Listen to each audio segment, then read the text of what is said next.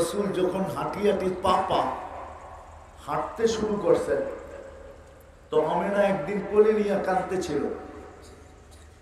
সবাই জিজ্ঞাসা করছে, আমেনা কাঁদিস কেন? বলছে আব্দুল্লাহ নাই। বলছে আব্দুল্লাহ নাই মানি?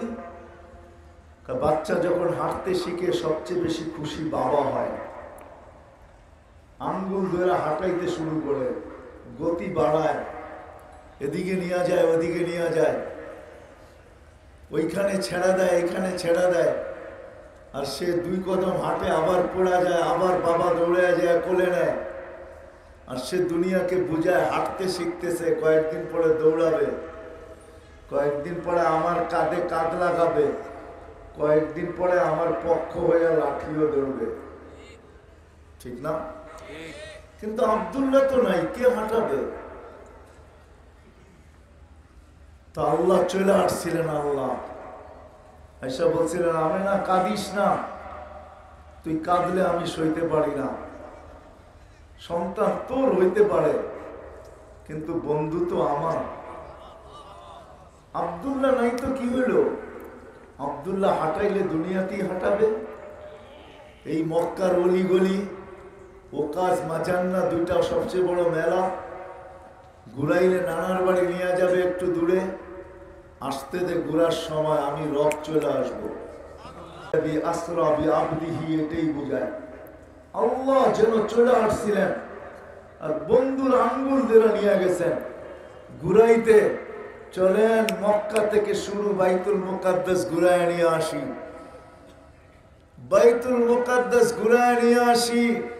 ওইখান থেকে প্রথম আকাশ, দ্বিতীয়, তৃতীয়, চতুর্থ, পঞ্চম, ষষ্ঠ, সপ্তম পুরা ঘুরায় দেখাইছেন। বাইতুল মামুর, সিদরাতুল মুনতাহা, লৌহ কলম, আরশ, কুরসি, জান্নাত, জাহান্নাম সব দেখানোর পরে বলছে, বন্ধু আর একটা বাকি থাকবে। তো থাকবে কেন? বসেন আমার পাশে, আমিও আপনাকে দেখি, আপনিও আমাকে দেখেন। মেরাজ এই জন্য ছিল, আরো অনেক কারণ আছে। আল্লাহ রসুল যখন জন্ম নেয়, নিতে দেরি, সমগ্র জগৎকে আল্লাহ রসুলকে ঘুরায়া আল্লাহ সমগ্র জগৎকে বন্ধুকে দেখাইতে দেরি করেন না। যখন জন্ম নিছেন, মাত্র জন্ম নিছেন, কয়েক মিনিট উপর থেকে আওয়াজ আসছে, কাইয়িদু হাদা তিফ, তাড়াতাড়ি গায়েব করো, তুফু মাশারিকাল আরদি ওয়া মাগারিবাহা, সমগ্র জগৎ ঘুরে নিয়ে আসো। হাত্তা ইয়ালামাল খালকা বিইসমিহি ওয়া নাতিহি ওয়া সূরাতিহি, সমগ্র জগৎ। আমি তো এইভাবে বলি, হাদিসে যদিও এইভাবে আছে যে সমগ্র জগৎ যেন আমার বন্ধুকে চিনে, নামে চিনে, গুণে চিনে, রূপে চিনে। আমি তো এইভাবে বলি, আল্লাহ যেন সমগ্র জগৎকে দেখাইতে নিয়ে গেছেন যে দেখো আমি বন্ধু বানাইলাম, তো বানাইলাম কিরকম। তো প্রথম আল্লাহ সমগ্র জগৎকে দেখাইতে নিয়ে গেছেন বন্ধুকে। তো বন্ধুকে দেখাইতে নিয়ে গেছেন, এখানে একটা প্রশ্ন থেকে যায় যে আমাকে তো সবাই দেখলো। তা আল্লাহ বলে, চলেন বন্ধু, সবাই যখন আপনাকে দেখলো, চলেন আপনিও দেখা আসেন, সব আমি কি বানাইছি এটাও আপনি দেখা আসেন, আপনিও সমগ্র জগৎটা দেখা আসেন। এই জন্য ছিল মেরাজ। আবার মেরাজের কারণ এটাও ছিল, আমাদেরকে কিন্তু আল্লাহ ইচ্ছায়, নিজ ইচ্ছায় গঠন দিছেন। কি বর্ণ দিছেন? নিজ ইচ্ছায়। গঠন দিছেন নিজ ইচ্ছায়, একজন ছাড়া। আল্লাহ নিজের বন্ধুকে নিজ ইচ্ছায় গঠন দেন। আল্লাহ বলছে, বন্ধু আপনি যেমন চাবেন এমন বানাবো। নাইলে হাসান বিন সাবিত কোনদিন বলতেন না, খুলিকতা কামা তাশাউ, আপনাকে তো ওরকম বানাইছেন যেরকম আল্লাহ চান নাই, আপনি চাইছেন। তো আল্লাহ বলছে, বন্ধু আপনি চাইতে থাকবেন, আমি ওরকম আপনার গঠন দিতে থাকবো। মেরাজ এই জন্য ছিল যে বন্ধু আপনাকে দেখি দূরের থেকে, দেখি না যে এরকম না, আল্লাহর থেকে কিছু লুকাই তো নাই। দেখি আপনাকে, একটু উপরে উঠে কাছে আসেন না, পাশে বসাইয়া দেখি আপনি চাইলেন কিরম, আমি বানাইলাম কিরম। মেরাজ এই জন্য ছিল, মেরাজ এই জন্য ছিল, মেরাজ এই জন্য ছিল যে জিবরিল আলাইহিস সালাতু ওয়াস সালাম আসেন দাহিয়া কলবির রূপে। আল্লাহর রসুলের হাঁটুর সাথে হাঁটু লাগায়া বসতেন, বেশিরভাগ আল্লাহর রসুলের হাঁটুর সাথে হাঁটু লাগায়া বসতেন। আর আল্লাহর রসুলের সাথে কথোপকথন হতো। আল্লাহর রসুল জিবরিল আলাইহিস সালামকে দেখতেন, জিবরিল আলাইহিস সালাম আল্লাহর রসুলকে দেখতেন।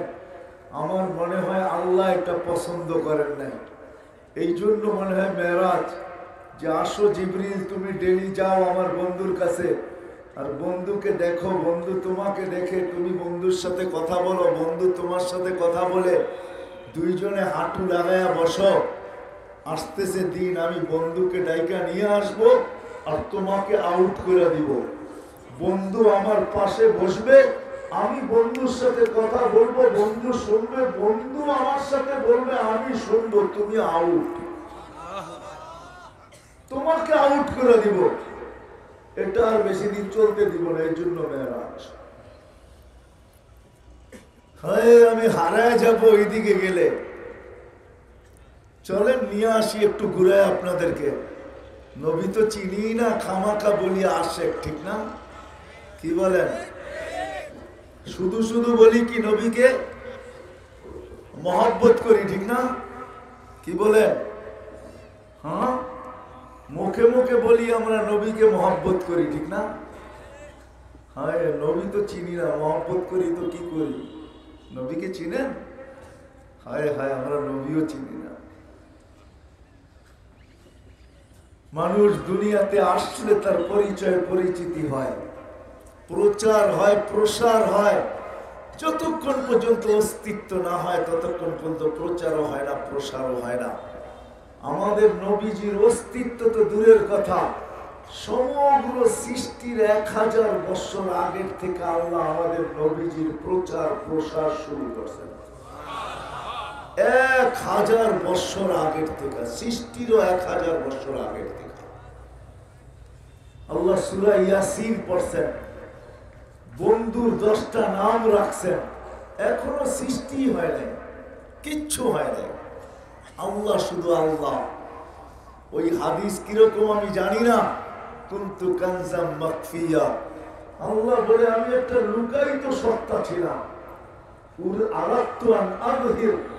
আমাকে প্রকাশ করতে চাইলাম। এরও আগে আল্লাহর রাসূল আল্লাহ সূরা ইয়াসিন তেলাওয়াত করছেন, ওই সময় আল্লাহ ডাক দিছেন ইয়াসিন, প্রচার শুরু। ইয়াসিনুল কুরআনিল হাকিম, মনে হয় আমাদের নবীজি ওই সময় আল্লাহর কাছে বসা ছিল, নাইলে আল্লাহ ইঙ্গিত করলেন তো করলেন কি কইরা? আরবি গ্রামার মতে তো ইঙ্গিত হয় না। ইন্নাকা লামিনাল মুরসালিন, ইন্নাকা ওই ব্যক্তিকে বলে আর চলে, আমাদের ছোট ছোট নাহমীরের ছেলেরাও জানে ইন্নাকা ওই ব্যক্তিকে বলা চলে যে সামনে উপস্থিত বসা, নাইলে ইন্নাহু হয়, ঠিক না? আল্লাহ বলতেছে ইন্নাকা লামিনাল, মানে হয় আমাদের নবীজি এখানে বসা ছিল। প্রচার প্রসার 1000 বছর আগে থেকে। আজকে এখানে সম্মেলন চলতেছে, তাফসীরুল কোরআন মাহফিল মানে সম্মেলন, ঠিক না? হ্যাঁ আল্লাহ নিজের বন্ধুর জন্য একটা সম্মেলন করছিলেন। আল্লাহ 2টা সম্মেলন করছে, কয়টা? বুঝেন আমার কথা? 2টা সম্মেলন করছেন। একটার ভিতরে আমরা সবাই ছিলাম, আল্লাহ জিজ্ঞাসা করছে আলাস্তু বিরাব্বিকুম, আমি কি তোমাদের রব নই?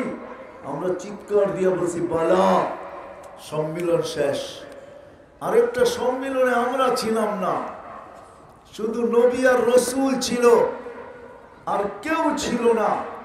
নবী আর রাসূল ছিল ওই সম্মেলনের ভিতরে। আল্লাহ নবী রাসূলদেরকে জিজ্ঞাসা করছেন ফালাম্মা আতাইতুকুমুল কিতাবা ওয়াল হিকমা, লাম্মা আতাইতুকুমুল কিতাবা ওয়াল হিকমা,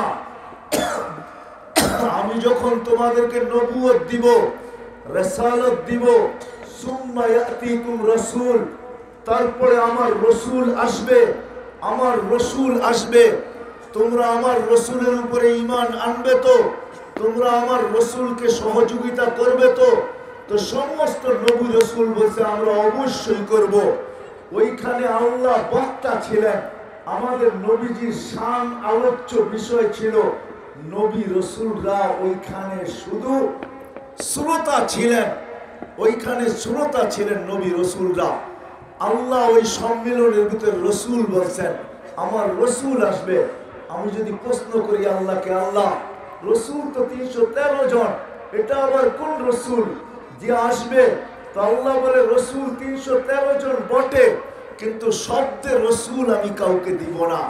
শব্দে রসুল আমি ওই রসুলকে দিব যে রসুলের জন্য আমি সম্মিলন করলাম। এই জন্য কোন রসুলের কলেমার ভিতরে শব্দে রসুল নাই। মুসা আলাইহিস সালাম রসুল, কলেমা দিয়েছেন মুসা কালিমুল্লাহ, লা ইলাহা ইল্লাল্লাহ, মুসা কালিমুল্লাহ। ঈসা রসুল বটে, কালেমা দিয়েছেন লা ইলাহা ইল্লাল্লাহ, ঈসা রূহুল্লাহ। ইব্রাহিম আলাইহিস সালাম রসুল বটে, কালেমা দিয়েছেন লা ইলাহা ইল্লাল্লাহ, ইব্রাহিম খলিলুল্লাহ। আল্লাহ এই শব্দকে উঠায় রেখা দিয়েছেন। যেদিন নিজের বন্ধু আসছে, যেদিন নিজের বন্ধু আসছেন, শুধু আসেন নাই, যেদিন বন্ধুর প্রচার শুরু করছেন, ওই দিন থেকে এই শব্দটা বন্ধুর নামের সাথে মিলায় আল্লাহ রেখা দিয়েছেন। যেটার প্রকাশ ঘটাবো তো ওই দিন যেদিন আমার বন্ধু জমিনে পা দিবে। যখন জমিনে আসছেন তো কলেমা দিছেন তো লা ইলাহা ইল্লাল্লাহ মুহাম্মাদুর রাসূলুল্লাহ। আবার একটা মিল দেখেন, আল্লাহর কলেমাও 12 অক্ষর, আমাদের রসুলের তো 12 অক্ষর। আল্লাহরটা কত? 12। লা ইলাহা ইল্লাল্লাহ কত অক্ষর? মুহাম্মাদুর রাসূলুল্লাহ কত অক্ষর? লা ইলাহা ইল্লাল্লাহর ভিতরে একটা নোক্তাওয়ালা অক্ষর নাই। মুহাম্মাদুর রাসূলুল্লাহর ভিতরে একটা নোক্তাওয়ালা অক্ষর নাই। প্রচার ওইখান থেকে শুরু হয়েছে। অস্তিত্ব লাভ করতে দেরি, সুগ্রাণ ছড়াইতে দেরি হয় না। আমেনার পেটে আসতে দেরি, সুগ্রাণ ছড়াইতে দেরি হয় না। যখন আমেনার পেটে আসছে, তো আমেনা যেদিক দিয়ে হাঁটতো ওই দিক দিয়ে সুগ্রাণের তুফান চলতো, তুফান। এক কান দুই কান হইতে হইতে পুরা মক্কায় ছড়ায় গেছে। আব্দুল মুত্তালিব এই পুত্রবধূ পাইল তো পাইল কই? সবাই জিজ্ঞাসা করে কেন? বিধবানা সুগ্রাণ লাগায় না? এ তো এরকম সুগ্রাণ লাগায় যেদিক দিয়া যাইতে থাকে তুফান চলতে থাকে। আর এই সুগ্রাণ কোন আমাদের মক্কার দোকানের না, সেই সুগ্রাণ আনে তো আনে কোত্থেকা? এই সুগ্রাণ তো কোনো মক্কায় পাওয়া যায় না, কোনো মক্কার দোকানে নাই, কোনো মক্কাবাসী ব্যবহার করে না। সেই সুগ্রাণ আনে তো আনে কোত্থেকা? সারা মক্কায়, মক্কার পুরা মুখে মুখে চলতেছিল। আব্দুল মুত্তালিবের কানে যখন আসছে, সে দৌড়ায় বাড়িতে এসে স্ত্রীকে ডাকছে, ডাক্তার পুত্রবধূকে। কি হলো? কেন? সারা মক্কার মানুষের মুখে মুখে এক কথা যে আমেনা এই সুগ্রাণ বিধবা হইয়া লাগায় তো লাগায় কিভাবে? আমার দুনিয়ার কোন সুগ্রাণ না, মক্কার কোন সুগ্রাণ না, এই সুগ্রাণ সে পায় তো পায় কোথায়? তো শাশুড়ি হাসতেছে আর বলতেছে, শোনো, আমিও তোমাকে বলার ছিলাম, কিন্তু ভয়ে বলি নাই, আরেকটা কারণও বলি নাই, বড় দুঃখী, স্বামী নাই, পেটে বাচ্চা, এই জন্য তোমাকে বলি নাই। শুধু সুগ্রাণ, সে যখন গোসলখানার থেকে বাহির হয় আর আমি ঢুকি, মনে হয় আমি যেন একটা সুগ্রাণের বক্সের ভিতরে ঢুকলাম। তো দুইজনে ডাইকা জিজ্ঞাসা করতেছে, আমেনা এই সুগ্রাণ? তো আমেনা বড় চালাক ছিল, আমেনা থুতু বাহিরে নিক্ষেপ করছে নিচে, করতে দেরি সুগ্রাণ তুফানের মতো উঠতে দেরি করে। তো বলতেছে, আম্মা সুগ্রাণ শুধু শরীরে না, থুতুতেও। আম্মা সুগ্রাণ শরীরে না, শুধু থুতুতেও। বলছে আম্মা এই সুগেরান আমার নাই, সুগেরান পেটেরটার পেটে। পেটে আসতে দেরি, সুগেরান ছড়াইতে দেরি হয় নাই। বলছে আম্মা এইখানেই শেষ না, এইখানেই শেষ না, পেটে আসতে দেরি, ঘরের দেওয়ালগুলো আমাকে সালাম দিতে দেরি করে নাই। ওই রাত্রেই আমাকে সালাম দিতেছিল, এখনো দেয়। যখনই দেখে তখনই সালাম দেয়, সালাম আমেনা, দুজাহানের বাদশা তোর পেটে। বলছে আম্মা শুধু দেওয়াল না, আমার ঘরের বালু কণার পর্যন্ত আমাকে সালাম দেয়।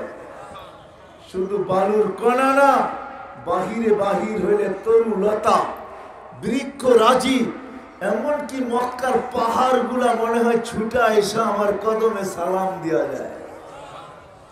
আম্মা রোদে বাহির হইতে দেরি, মেঘ ছুটা এসে আমার ছায়া করতে দেরি করে না। শুধু ছায়া করে না, আগে সালাম দেয়, পরে ছায়া করে। উত্তপ্ত বালুতে পা দিতে দেরি, ঠান্ডা হইতে দেরি হয় না। উত্তপ্ত পাথরে পা দিতে দেরি, ঠান্ডা হইতে দেরি হয় না। রাত্রে বাহির হইলে মা তারকা গুলা ছুটা এসে আমাকে সালাম দেয়।